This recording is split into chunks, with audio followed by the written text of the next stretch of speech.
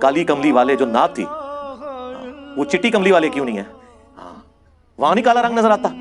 یعنی رسول اللہ کا کرتا بھی کالا، آپ کی چادر بھی کالی، پگڑی بھی کالی، آپ پیچھے کون سی بات رہ گئی؟ وہ صحیح مسلم میں حدیث ہے، عائشہ ہی کہتی ہیں نبی علیہ السلام نے ایک دفعہ کالی چادر اوڑھی ہوئی تھی اپنے سر مبارک پہ، اتنے میں حسن ابن علی آئے، ان کو اپنی چادر کے نیچے لیا، پھر حسین ابن علی، پھر سیدہ فاطمہ، پھر سیدنا علی، اور نبی علیہ السلام نے ان چاروں کو اپنی چادر کے نیچے لیا، اور عائشہ یہ منظر دیکھ لی ہیں، اور حضور نے کہا